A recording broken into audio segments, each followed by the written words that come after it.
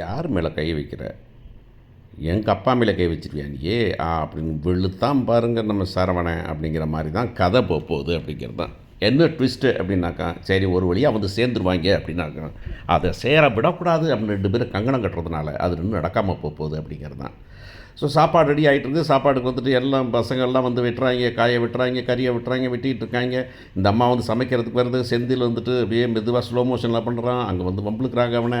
அவன் உடனே வந்துட்டு, "அவங்க அவருக்கெல்லாம் அந்த வேலைலாம் தெரியாது அத்தை" அப்படின்னாக்கா, "என்னது ஓ நீ மட்டும் பெரிய சமையல்ல ஸ்பெஷலிஸ்ட்டா?" அப்படிங்கிறான்.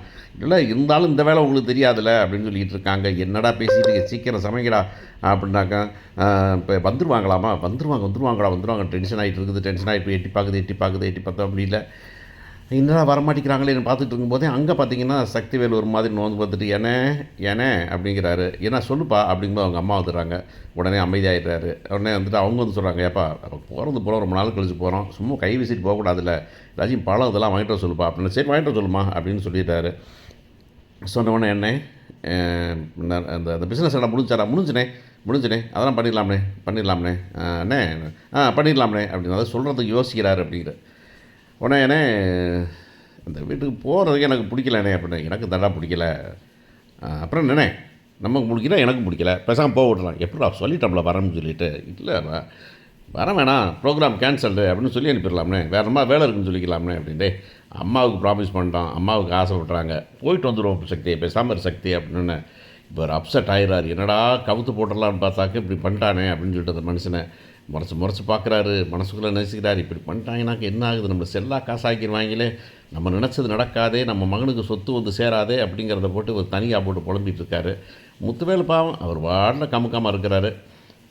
இந்த பக்கம் பார்த்தீங்கன்னா எல்லோரும் இங்கே கோமதி வந்து எட்டி எட்டி பார்த்துட்டு, "சரி வாடி பார்க்கலாம்" அப்படின்னு பார்க்க வராங்க. பார்க்க வந்து பார்த்தாக்க வெளியே கிளம்பி வர்றது தெரியுது. கிளம்பி வர்றது தெரிஞ்சோன்னே சேரை தூக்கி போடுறாங்க அப்படின்னாங்க. அது அந்த இதெல்லாம் ரொம்ப நிஜமாகவே ரொம்ப நல்லாயிருக்கும். ஏன்னா இவ்வளோ நாள் கழிச்சு வருவாங்களா வரமாட்டாங்களான்னு வீட்டில் வந்து உட்காந்தா தான் நிச்சயங்கிற நிலைமை தான் அது. அதுவுமே அதில் வந்துட்டு இவங்க பரபரப்பாக இருக்கிறது தான் நிஜமாகவே ரொம்ப நல்லா இருக்குது. ஆனால் அந்த ஈக்குவல் பரபரப்பு மற்றவங்களுக்கு இல்லைங்கிறது தான் ரொம்ப வருத்தமான விஷயம். இந்த பேரெலாம் வந்து மம்கா மாதிரி உட்காந்துருக்கிறார் மிஸ்டர் பாண்டியன்லாம். இவங்க சேரை தூக்கி போகும்போது அவர் வாட்டில் உட்காந்துருக்கிறாரு அப்படிங்கிறது தான். ஒருவேளை அவரும் ப்ரெஷரில் இருப்பார் அப்படின்னு நினைக்கலாமா இருக்கும். உடனே வெளியே கிளம்புறாங்க. கிளம்பி வாங்க போய் கூப்பிட போகிறாங்க. போய் வாங்கண்ணே வாங்க பண்ணி வாங்க பத்தம்மா அப்படின்னு சொல்லி, "அப்பா வாங்கப்பா" அப்படின்னு நான் சொல்லும்போது கூட வந்துக்கிட்டு முத்துவேலு முகத்தில் ஒன்றும் பெருசாக ரியாக்ஷன் இல்லை. எல்லோரும் பார்க்குறாங்க, என்னடா ஒரு ரியாக்ஷன் இல்லாமல் இருக்கிறாங்களே அப்படின்னு பார்க்குறாங்க. இருந்தாலும் அப்படி இருக்க சகஜம் தானே, இத்தனை வருஷம் கழிச்சு அப்படிங்கிறப்ப இருக்கலாம் தானே. அப்புறம் உள்ளே வாங்க அப்படின்னு கூப்பிட்றாங்க. உள்ளே வராங்க. ஒருத்தருக்கு ஒருத்தர் நல்லா பேசிக்கிறாங்க. "வாடா பழனி" அப்படின்னு. பழனியோட சொல்கிறார், "பாத்தியாக்கா நம்ம வீட்டுக்கே என்ன கடைசியில் விருந்தாடி வர முடியுமா அரை போய் வச்சுவார்" அப்படின்னு சொல்லி உள்ளார வராங்க. உள்ளார வந்து எல்லாம் உட்காருங்க உட்கார வைக்கிறாங்க. உட்கார வச்சுட்டு, "என்னம்மா அது கொடு" அப்படின்னா, "அதுக்கு பானக்கம் வச்சுருக்கிறேன்" அப்படிங்காங்க. பானக்கம் உங்களுக்கு தெரியும் இருக்கிறேன். இதெல்லாம் வந்து ஆக்சுவலாக வந்துட்டு இந்த டைமில் கொடுக்குறது வந்து சம்மர் டைமில் தான் வழக்கமாக கொடுப்பாங்க எனக்கு தெரிஞ்சு. பட் எனிவே சம்மரில் தான் திருவிழா நடக்கும் ஊரில். அந்த காளியம்மன் திருவிழா, மாரியம்மன் திருவிழாவில் அந்த பானக்கம்னு ஒன்று கொடுப்பாங்க. அந்த புளி சுகர் இதெல்லாம் போட்டுரும்போது செய்வாங்க. நல்லா தான் இருக்கும் ஆக்சுவலாக ஸ்பீக்கிங். இப்போ அதை வந்துட்டு இப்போ ரொம்ப நாள் வச்சு குடிச்சேன். நான் சின்ன பிள்ளையில குடித்தது. ஆனால் இப்போ எப்படி இருக்குன்னு எனக்கு தெரியல எனக்கு நிச்சயமாக ஆக்சுவலாக. இப்போ ஒரு சில விஷயங்கள்லாம் நம்ம சின்ன பிள்ளையில ரசித்து குடிச்சிருப்போம். ஆனால் அதெல்லாம் பெரியவங்களை பிறகு அந்த நாக்கு மாறிடுதா என்னன்னு தெரியல. நமக்கு அதை திரும்ப வந்துட்டு அதுக்கு போக முடியல அப்படிங்கிறதுலாம் உங்களுக்கு தெரியும். ஸோ அந்த வகையில் இது வந்து பானக்கம் எப்படி இருக்குன்னு குடிச்சு பார்க்கணும் ஆக்சுவலாக. ஒருவேளை நம்ம அந்த மொஹிட்டோவை செய்யணுமோ அந்த மாதிரி தான் மொஹிட்டோவுக்கும் அதுக்கும் ஒரு பெரிய டிஃப்ரென்ஸ் இருக்காதோ நம்ம தெரியல நமக்கு. அப்போ வந்துட்டு பண்ணுறாங்க. இப்போ பண்ணி கொண்டாந்து கொடுத்துட்டு எல்லாம் குடிச்சிட்டு, சூப்பர்க்கா உன்னைய மாதிரி இந்த பானக்கம் செய்யவே முடியாதுக்கா, உன்னைய மாதிரி பண்ணவே முடியாதுக்கா, பேசாமல் கடைக்கு பக்கத்துலேயே பேசாமல் ஒரு இதை போட்டுடலாம்க்கா, ஒரு பானக்கம் கடையை போட்டுடலாம்க்கா அப்படின்னு.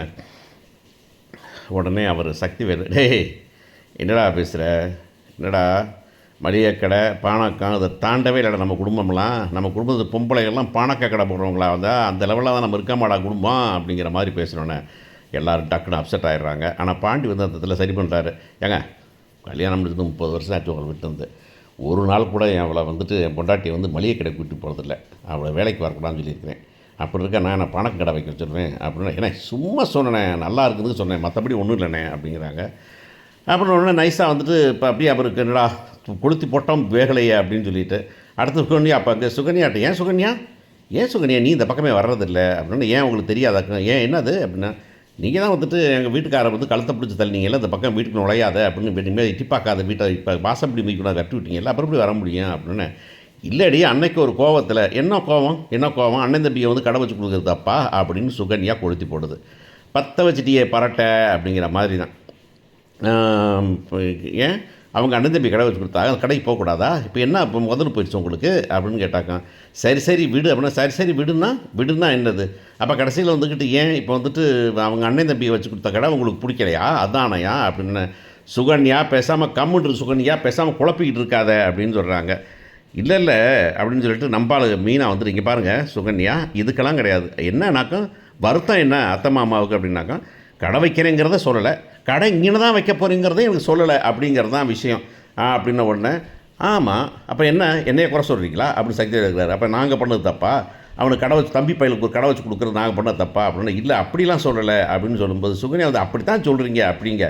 இந்த மனுஷன் போய் சுகனை பிறகு நம்ம பிறகு பழனி ஏய் வாய முறியா இல்லையா அப்படின்னு போய் அந்த பிள்ளையை மிரட்ட எதுக்குடா மிரட்ட உண்மையை சொல்கிறவள அப்படின்னு சக்திவேலு சக்திவேலு என்ன உண்மை என்ன போய் நீங்கள் போய் கடையில் போய் அந்த கடைக்கு வந்து மிரட்டினேன் நம்ம கதிருங்கிறவன் அப்படின்னு சொல்லி கதிரை பற்றி பேச உடனே வந்துக்கிட்டு இவர் சுகன்யா வந்துட்டு எதுக்கு பழனிவேல் போய் சுகன்யா அடிக்க போகணுன்னு வந்துட்டு போய் இவர் வந்துட்டு சக்திவேலை வந்துக்கிட்டு கதிர் மிரட்ட எங்கள் அப்பா எய்த்து பேசுறியா நீயே அப்படின்னு சொல்லி போக படான்னு வந்துட்டு சக்திவேல் வந்துக்கிட்டு கதிரை ஒரு அடிக்க கதிரையோ செந்திலையோ ஒரு அடி போட அவன் கீழே விழுந்தானே அந்த கோவத்தில் பக்கத்தில் சரவணை வந்துட்டு சக்திவேல் சட்டையை பிடிச்சி சரவணை தள்ளிவிட்டேன்னு பாண்டியன் வந்துட்டு என்னடா என் மகனை தள்ளிவிட்டியா அப்படின்னு ஒரு அடியை போட்ட உடனே பலார்னு முத்துவேல் வந்து ஏன் தம்பி அடிக்கிறியா நீயே அப்படின்னு அரைஞ்ச உடனே ரசா பாசமாகி ரசமெல்லாம் ஊற்றி போச்சு அப்படிங்கிற மாதிரி குழம்பு எல்லாத்தையும் தட்டி விட்டுட்டு சண்டையை போட்டு வீட்டுக்கு வராதுன்னு சொன்னேனே கேட்டியானே என்ன அவமானப்பட்டான் பற்றியா எப்படி அடிக்கிறாங்க பற்றியா இவங்க அதானே கூப்பிட்டு வந்து வம்புள்பாங்கன்னு தெரியணே அதை சொன்னால் கேட்கல மாட்டேன் நீங்கள் கேட்க மாட்டேன்ட்டேன் அம்மா அப்போ உனக்கு இப்போ திருப்தியாம்மா உனக்கு டேய் சத்தி பேசாமல் இருறான் என்னத்தை பேசாமல் இருக்கிறது ஒரு நிமிஷம் கூட இருக்க முடியாது கிளம்புறேன் டேய் வரா குமார் வா ஏய் வா அப்படின்னு எல்லாம் கூப்பிட்டோன்னே அண்ணே என்னண்ணே என்ன இந்த பக்கம் இருக்கீங்க இல்லைடா அம்மா வாணே அப்படின்னு சொல்லிட்டு எல்லோரும் கூப்பிட்டு வெளியே கிளம்பி போயிடுறாங்க. சுகன்யாவுக்கு ஒரே சிரிப்பு இது அப்பாடா நிம்மதியாச்சுரா ஒருத்தரும் நிம்மதியாக இல்லை அப்படின்னு கோமதி மூலையில் உட்காந்து குமுறி அழுகுறாங்க. இவர் போய் அப்பான்ட்டு ராஜி போகுது. பாட்டில் கையை உதறி விட்டு போயிடுறாரு. எம்மா அப்படின்னாக்கா அந்த அம்மாவும் சேர்ந்து வழக்கம் போல் இதோடு சேர்ந்து அழுதுட்டு பார்த்துக்கலாம் போ நீ போன்னு சொல்லிட்டு போகிறாங்க. ஸோ குடும்பம் மீண்டும் உடைந்தது, பிரிந்தது, அடி வாங்கியாச்சு. இன்னும் 20 வருஷம் தாங்கும்னு நினைக்கிறேன் நான். பார்ப்போம். இந்த கதையெல்லாம் வந்துட்டு ஒரு மாதிரி இந்த அப்ஸ் அண்ட் டவுன்ஸை காமிக்கும்போது நிஜமாகவே நல்லாயிருக்கு. சம்டைம்ஸ் வந்துட்டு ஓவர் பில்டப் வரும்போது தான் நமக்கு வருத்தமாக இருக்குதுன்னா கூட இன்றைக்கெல்லாம் இதெல்லாம் நார்மலாக நேச்சுரலாக நடக்கக்கூடியது. இந்த சக்திவேலோட ஆசை நமக்கு என்னென்னு தெரியும். அப்படிங்கிறப்ப அவர் இப்படி நடக்காமல் இருந்தால் தான் தப்பு.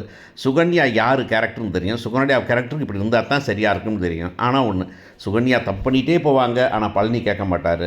சக்தி தப்பு பண்ணுவார், முத்துவேலு கேட்க மாட்டார்னா தான் பிரச்சனை. பார்ப்போம்.